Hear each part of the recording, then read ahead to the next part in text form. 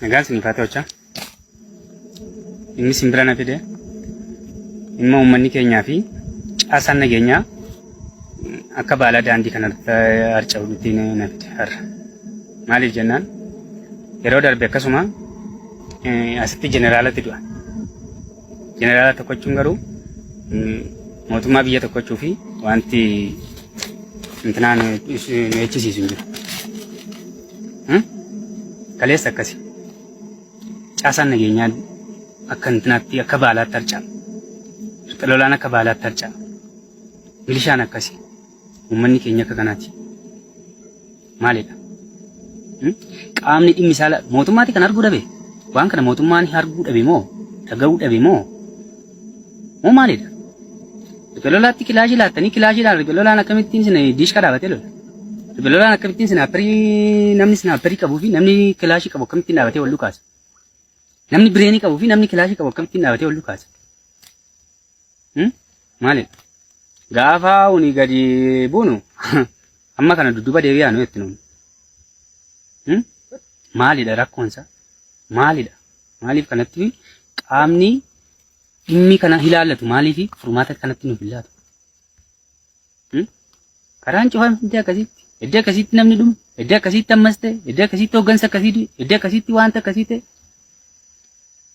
Sababuma miidiyaa kanarraa iyyuu qabna yeroo hundumaa miidiyaa kana ulullee dhaachuu qabna yeroo hundumaa kanumadha ulullee gaddaa dhaggeeffachuu qabna. Wagguma waggaan shufeeronni karaa kanarratti dhufuu qabu. Waggaama waggaan namni butamuu qaba. Waggaama waggaan ijoolleen keenya ijoolleen giddaa yaana magaalaa Naqamteerra jirani asirra jirani. Wagguma waggaan aarsaa dhiigama kaffaluu qabna moo nuti? Maalidha rakkoon jiru?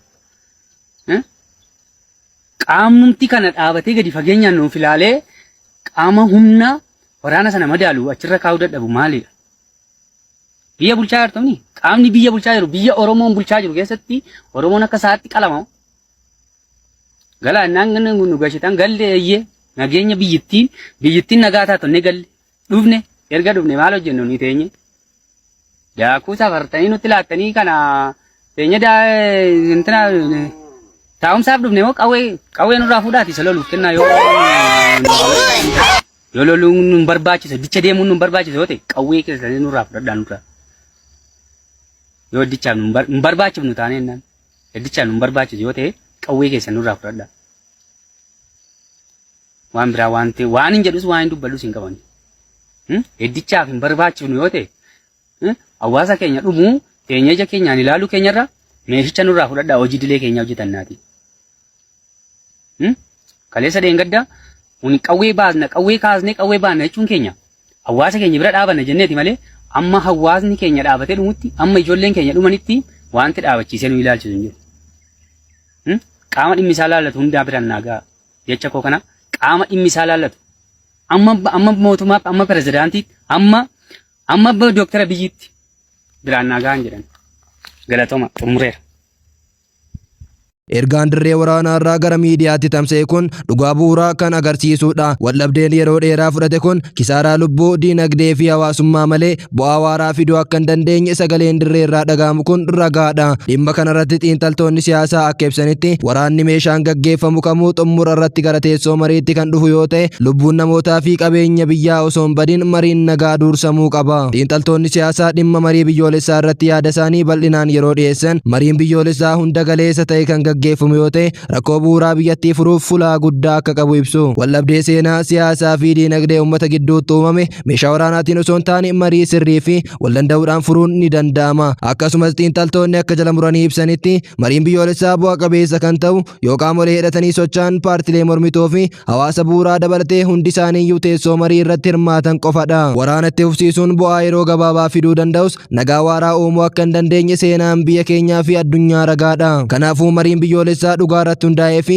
murannoo siyaasaatiin deeggarame rakkoo ammee furuuf humna cimaa qaba. Egaa waamichi dirree waraanaa irraa dhagahamee fi yaadni xiinxaltoota siyaasaa kun kan inni agarsiisu uummataa fi loltoota biratti fedhiin nagaa guddaa ta'uu fi waraanni furmaata waaraa fiduu akka hin dandeenye dabalataan kan mirkaneessudha. Furmaanni waaraan biyya keenyaaf barbaachisu marii nagaa fi wal danda'uudha. Waraanni miidhaa malee bu'aa akka hin qabne sagaleen dirree irraa dhagahamu kun ergaa jabaa hunda keenyaaf dabarsa. Mariin biyyoolessaas haala hunda galeessaa fi haqa qabeessa ta'een yoo gaggeeffame abdii nagaa waaraa uumuu kan danda'udha. Kabajamtoota hordoftoota chaanaalii keenya isinoo dhimma kanarratti yaada qabdan koomentii irratti nuuf barreessaa. Chaanaalii kana subscribe gochuu fi viidiyoo kana share gochuun ergaa nagaa kan hawaasaan ga'a. Hanga gabaasa biraatiin yookaan oduu birootiin walitti deebinutti nagaan nuuf tura.